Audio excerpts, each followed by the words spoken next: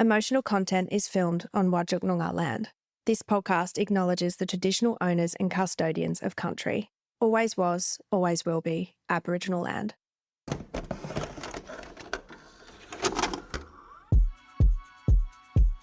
Come for the stories, stay for the connection. I'm your host, Amy Jane Brand, and this is your weekly dose of emotional content.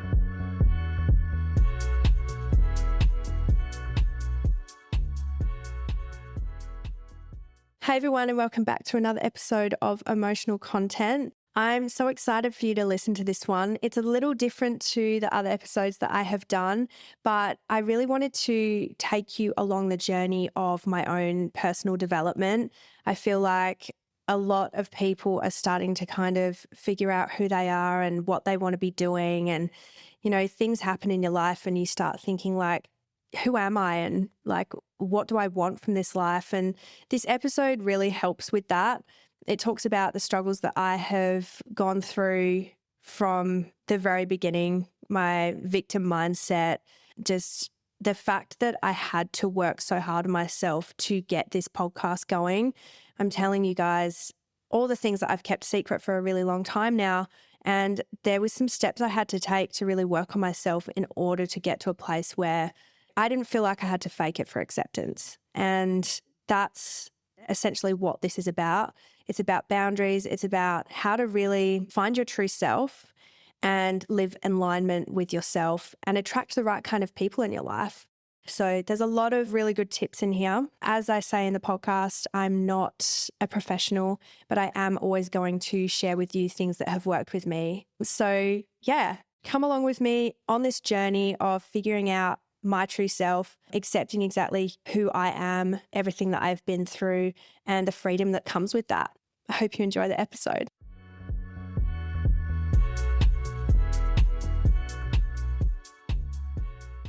A big part of why I started this podcast was to set myself free from who I was pretending to be online.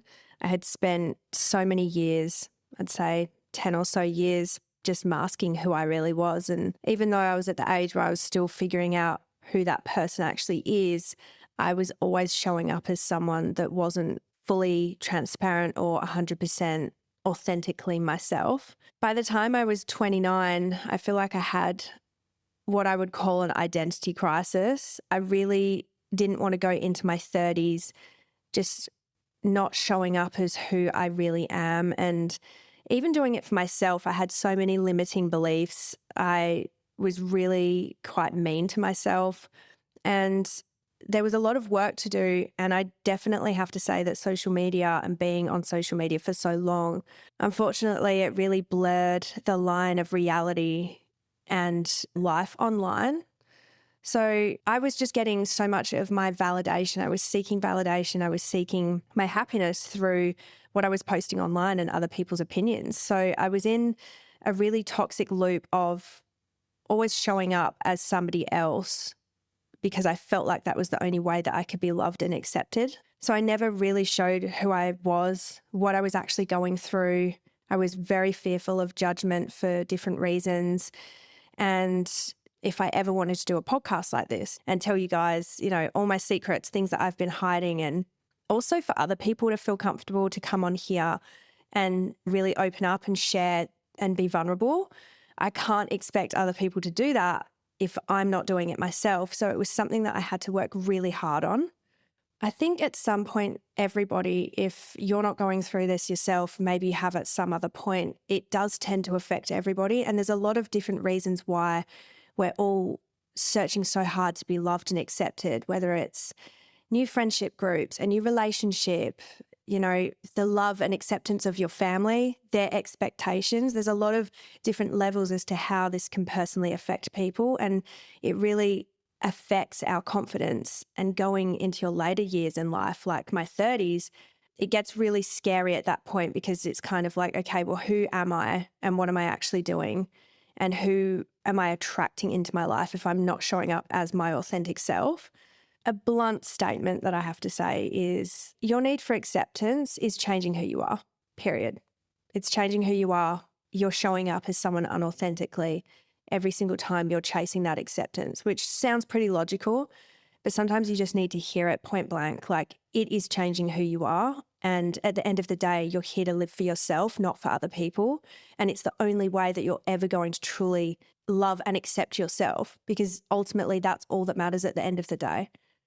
We all naturally, as humans, want to be loved and accepted. It's been part of our survival since like the dawn of time. So don't be too hard on yourself. I was really hard on myself when I had the realization that that's what was going on with me. So if this is something that is resonating with you right now, please do not be too hard on yourself, because we are conditioned to seek approval from parents, teachers, caregivers, and, that approval becomes conditional. If you're behaving, you're going to be praised, loved, and accepted. So that kind of socialization and conditioning is happening at an early age without us actually realizing. The issue going on into adulthood is if we are constantly striving to meet those expectations and conditions of other people, fighting for that approval just to feel loved and accepted, we end up losing ourselves in the process. And I think that's something that can happen without you actually realizing. A fear of rejection is another key reason as to why we end up doing this. So if you're like myself, being bullied in the past, I was relentlessly bullied from primary school to high school. And my inner child definitely does not like feeling rejected. So that can be another key reason to show up unauthentically out of fear. Unfortunately, when I was being bullied, it was about my appearance. And that really shaped me as a person. I do talk about it in my episode about plastic surgery, that bullying, obviously I have to take responsibility, and I acknowledge that I was the one that made the choices after that. But it definitely led me into being hyper-focused on my appearance and always having to be perfect, and it led into perfectionism. And there's a lot of different layers from that fear of rejection where it affected me a lot going into adulthood, stemming from that bullying. And even if I'm being completely transparent, doing this podcast, one of the things I really had to work through and accept was those people that gave me such a hard time at school, I didn't want them to ever hear the things that I had to go through and struggled with. Like, they're the most insignificant people in my life now. Their opinions mean zero to me now, but I really struggled with the concept of those people being like, oh, suck shit. She ended up getting a bunch of surgery that was botched, or, this didn't work out for her, or blah, blah, blah, like them getting the last laugh almost. And it's such a ridiculous roadblock in my head that could have potentially stopped me from doing what I really wanted to do. So that's like another example of letting other people's opinions control the trajectory of your life. There's also a lot of cultural pressures, not something that I've personally experienced myself, but I know of other people that have, in regards to your race or your gender or your sexual preference. If you are this, then you should be acting like this. And that is definitely ingrained in media, in social settings with groups, when you're out. There's so many different times that shows up. And that is a really prominent reason as to why, we feel like we can't be showing up as our authentic selves due to society's expectations of us. There's also conforming to traditional beauty standards as women, something, again, that I have personally been affected by. And, even during this podcast, I still feel like I needed to put makeup on and make my hair look semi-decent to sit down and do it. And just because I'm not showing up wearing absolutely no makeup doesn't mean that I'm not being transparently myself, but there is that social expectation of me to have to look a certain way, or, feeling like I need to shave my legs, or feeling like I need to put fake tan on. That's a huge one for me.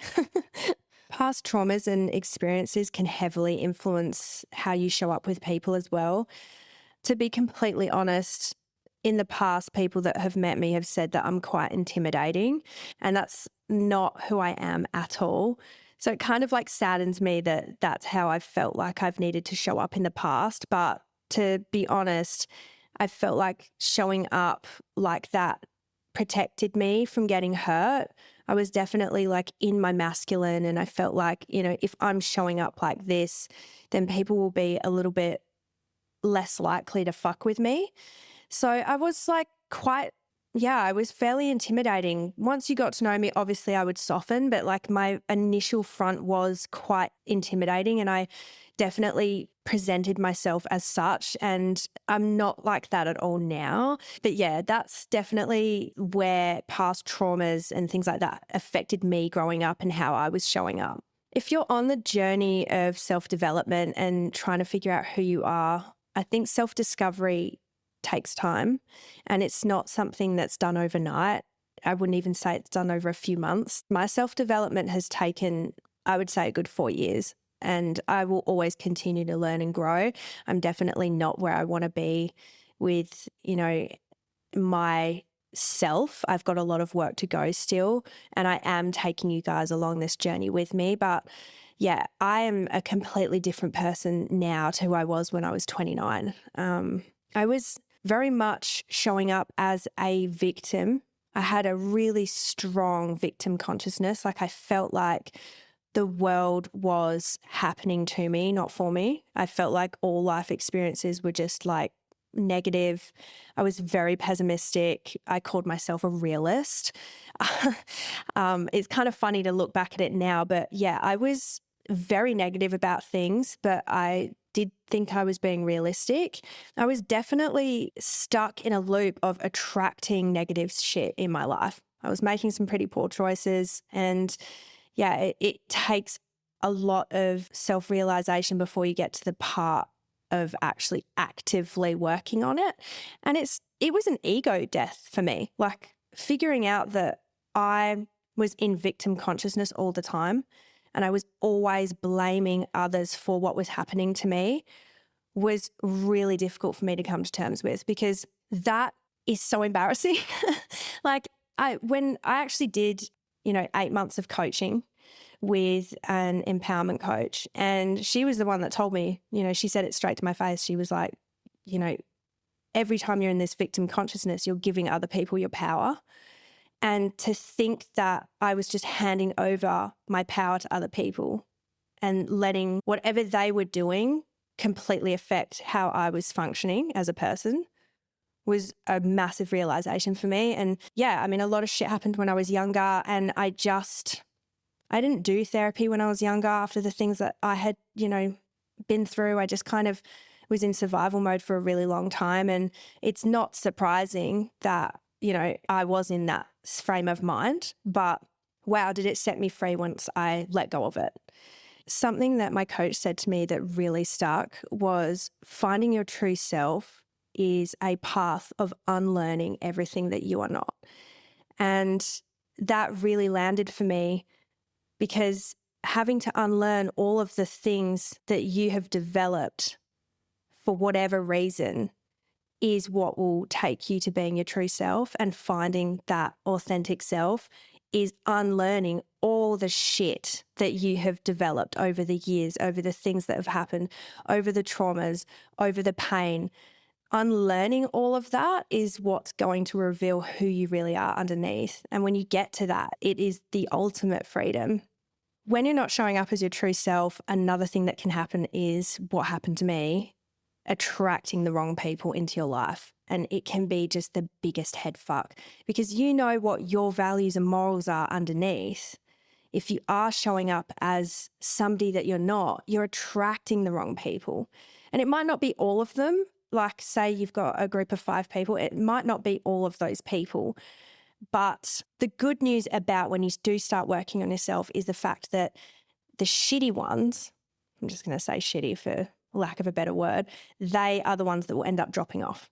And when you start applying boundaries, the most interesting part about that is the only people that are going to be affected by that or have a problem with it are the ones that were benefiting from you not having boundaries in the first place. That just lands for me so much. I feel like that just says it all in itself. Those people are benefiting from you not protecting yourself, not looking after you. They're getting something from the fact you have a lack of boundaries, and you don't want to live like that. You only want people around you that respect those boundaries and go, okay, you know what? No, you don't want to go out today? Cool. Like, I'll wait for another day. I'll wait for you to be ready once you've taken some time.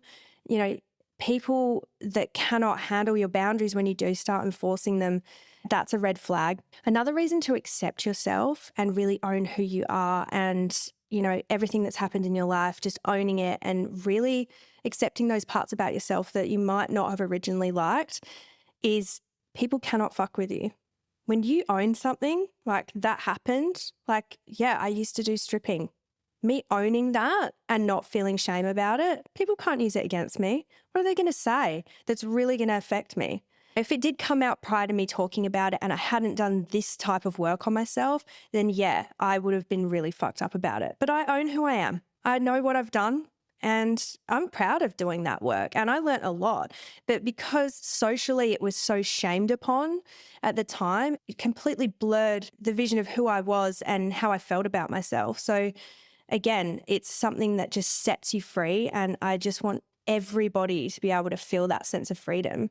So you're probably thinking, how did I, you know, find my authentic self and how did I get to a place of self-acceptance? Well, I'm not a coach, but I'm just going to give you some tips that have worked for me. As I said before, this takes time. Self-discovery, self-development takes a long time. You've just spent most of your life in the habit of seeing yourself a certain way, showing up a certain way, or it could have happened in the last couple of years after a big traumatic event, whatever reason. There's been a long time of you acting this way and not discovering, owning who you truly are or showing up as that person. So you can't expect it to just happen overnight. I had a huge ego death that was just the most embarrassing shit for me to realize, oh my God, you've been like this the whole time. Trauma dumping on my friends all the time because I just felt like life was just happening to me and like, you know, fuck my life, poor me, blah, blah, blah, that kind of language. I really secluded from people for a while until I came to terms with that one. I think the best way to reference this is, what would you like your loved ones to say when you die? So say it's your funeral, all the people that you love the most that have been in your life, what would you want them to say about you? What were your values? How did you positively impact their life? That's the best way to start figuring out what your values are. It can kind of sound contradicting when I say that because it's like the opinions of other people, but these are like your loved ones, and start writing it down. I've done a lot of journaling, a lot of gratitude journaling that has completely changed my victim mindset. But this in particular, when you're trying to figure out what your values are, what your morals are, this is a great way and a great tool to start writing it down and reflecting on your values, principles, beliefs, motivations, that type of thing will really help you figure out a bit of a map of who you are and what's most important to you. After that, I had to start implementing living in alignment with my values. So let's say if one of your values is kindness, then you need to start showing up as kind with situations, showing kindness to yourself, especially showing kindness to other people. Even when people are coming at you and projecting, treating them with kindness, this shit takes time, okay? Everybody has their limit as well. It's not about kindness, you know, being a pushover. It's definitely just showing up as that kindness for yourself and for other people, if that's one of your values, just implementing that every day. And again, slip-ups will happen, getting up, back on the horse and continuing to just do the work. And these become healthy habits of your own eventually. I don't know if any of you have heard of it before, something that really helped me understand my personality. It might be a bit woo-woo for some people, so this is like not a necessary step in the things that I've done, but it's helped a lot, is finding out your human design. Yes, you need your birth date and your location and your birth time, but yeah, it's actually was really life-changing for me. It just resonated so much with me. I've done my partner Frank's as well, and that was so spot on. It's like really scary how accurate it actually is. I definitely recommend the Human Design app. You can do a free version and you can pay for it if you want extra stuff too. It's a really, really good app. I forgot who owns it, but she's brilliant. And anything to do with human design, like once you get into it, you'll be like, okay, wow, I want to figure out some more stuff. So definitely use that as a tool while you're doing this if you are into that type of thing. Diving into your personality traits, behaviors, characteristics, what makes you uniquely you. Just having a good think about that as well. Identifying your strengths, your weaknesses, your likes, your dislikes. Considering things that you might want to improve about yourself. For me, obviously, it was just accepting who I am and showing up more authentically. That was like top priority, especially if I wanted to do this podcast. So I always had the podcast as an end goal once I felt ready to, which, yeah, it's taken time, but now I feel really well equipped to do it. So that was something that I had really high on my list. Focusing on enhancing your strengths and either just accepting or improving your weaknesses. There's definitely weaknesses of mine that I've just accepted now and I'm like not so hard on myself. And I feel like that has just helped me so much in the long run. You're not going to be perfect at everything. Growing up with a father that was very difficult to get his acceptance with things definitely triggered my perfectionism later on in life. So yeah, I think that accepting parts of yourself that you might not be too happy with has a really powerful aspect as well. You don't need to improve everything and you don't need to be something that has to be improved on. It's just whether you want to or not. Another big thing I think that's really important is exploring your interests. Like for me, I just spent literally living my life for social media. I had no hobbies, nothing outside of what I was doing. Yes, content creation is a creative outlet. However, I need something outside of that. And if you're, as we get older, we just tend to be in this loop of doing the same shit all the time. And I think something that really helps us figure out who we are is having an outside hobby, outside of work, outside of, the pressures of, having kids and a family, like having that certain thing that is just for you that you get to do. Or if you get, want to share it with friends or a partner, but that thing that you get to do just for yourself outside of the stress of everyday responsibilities is really essential. And it's often really good to go back to things that you enjoyed as a child. It helps with that inner child, healing that. Going back to that play is so important. And I think we all really forget to play and we do still need that. For me, I would say a hobby of mine that I've really tapped into recently has been getting back into sketching and drawing. So it was very therapeutic going back and just getting immersed into doing something outside of this or the stress of what other people think or just doing something for me and something that you need to do, whether it's going for walks on the beach, whether it's going swimming, whatever it is. It's good for you to find that thing that is for you and your happiness. So don't forget to play and don't forget to, make that a big part of your self-discovery as well. Like what makes you click? What makes you happy? Also challenging yourself. Try new things. Go to that pottery class that you've wanted to go to. Discover new things about yourself. I was playing golf with my partner and I was like, oh my God, I'm never going to play golf. I'm never going to be any good at that. And I wasn't too bad. And it was so fun to just get out of my comfort zone and physically go and do something new. So definitely I'd suggest reminding yourself to get out of your comfort zone and do something new. Practice vulnerability and honesty. Obviously, that's a big one for me with the podcast, but practicing that with your, everyday people that are in your life and especially with yourself, just being really honest with yourself, being vulnerable, showing up and showing sides of yourself that are softer and leaning into that vulnerability, whatever aspect of your life. People will just show up differently to you. I feel like vulnerability can't really be matched with anything but appreciation, something that we're just so scared to do, but people just really appreciate and love it because it connects us all on such a deeper level. So try and practice that with yourself. Get really vulnerable with yourself. I mean, me always feeling like a victim, that I had to get really honest with myself about that. So that's how you're going to accept yourself. So practice that vulnerability and honesty, and set some time aside every week to kind of check in with yourself. Or if you're in a relationship, it's really good to check in vulnerably and honestly with your partner, how the week went, like doing check-ins like that. Do it with yourself. Do it with family members if you're living with them. That can be really, really difficult. I have been there. COVID 2020 almost killed me living with family again. God bless them, love them. But yeah, it was very testing. So having really honest conversations and just practicing to be vulnerable, it will completely change your life, to be honest. The biggest one is setting boundaries. I could do a whole episode on this about how difficult it was for me to originally set boundaries, but this really, really changed how I felt about myself. It really changed the group of people around me.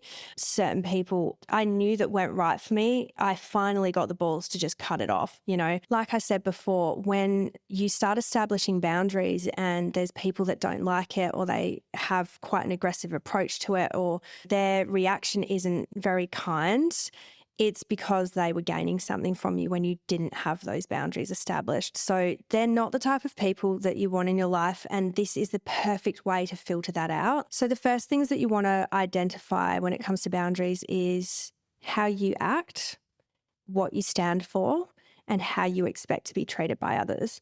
Those three things to get really clear on will help you implement daily your boundaries. So again, writing it down, journaling, observing yourself, kind of figuring out like what's a yes for you, what's a no for you, what are you okay with, what makes you uncomfortable. Getting very clear on that will help you work on establishing those boundaries in every aspect of your life. Practicing self-boundaries is a big one because it develops that trust within yourself, and it's really important to have that because it actually makes you respect you and other people respect you as well. And it goes into how you expect to be treated. So self-boundaries is really important. And I feel like this is the most important one for me personally. So for an example, self-boundary with me is stopping the negative self-talk.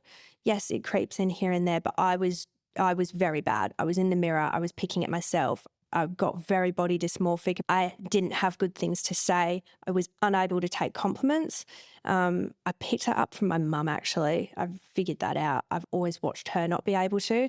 So yeah, I had to stop myself from self-sabotaging all those voices in my head, always putting myself down. That was a boundary. Every time I did it, I just had to pull myself back, apologize to myself, and let go, just kind of breathe it out. It took a really long time. I'm going to say that in particular took me about 3 years to master because I have done that my whole life. I don't remember a time I didn't speak like shit to myself. So that was a very difficult one for me, but yeah, it's so rewarding.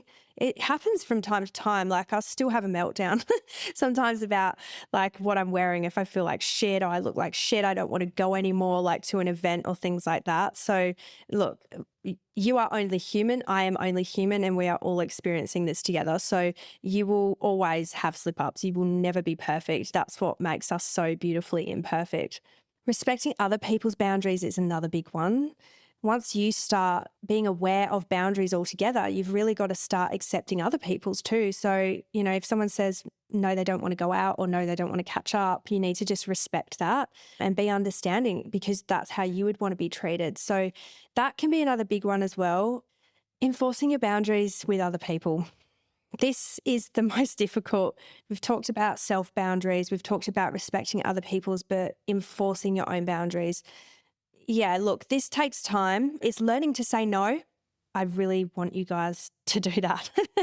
Whether you're going to take these steps or not, I just hope you're learning to say no in your own lives because always saying yes is going to lead to burnout and you're just going to end up feeling like absolute shit and drained. Your energy will be so drained. So definitely learn to say no, guys. It's very, very important. And to finish off, boundaries really is a form of self-love and self-respect, in my opinion. Once you are doing these steps and enforcing your boundaries, It shows other people how you want to be treated. And it's not about keeping people out of your life. It's about creating a space of just self-respect and love. And when you are giving yourself those things, you're showing up as a better person for your loved ones and your friends anyway. So it really is about preserving friendships. It's not about dividing them. It's essential for you to be living in alignment with yourself. However this has landed for you this episode, I just want you to know that any healing that you do in your life is not going to be linear. It's going to be a really up and down process. There's a lot of pain associated with getting through to the other end of that freeing, loving feeling of gratitude. I used to be really suicidal, super pessimistic. To be honest, I actually didn't think I was going to live past 30. I'm 33 years old now, and I'm the happiest I've ever been, and I'm feeling the freest I ever have. And it's definitely down to dedicating myself to finding out who I truly am and really just making sure that by the time I was in my 30s, I was able to love myself and who I am and what I've been through. So I really hope that this helped any of you. If you know of somebody that this might help, send it to them, share it around, let me know your thoughts on it. And I'm wishing you all the best on your own self-discovery journey if you are on that, and your own personal development. I love you guys. Thank you so much for listening, and I'll see you on the next episode. Thank you so much for listening. If you enjoyed the episode, please give it a share. You never know who might need a little emotional content in their life. For daily feel-good posts, follow @_emotional content on Instagram and TikTok. And don't forget to hit that follow button so you're notified every time a new episode drops. Your support means the absolute world to me.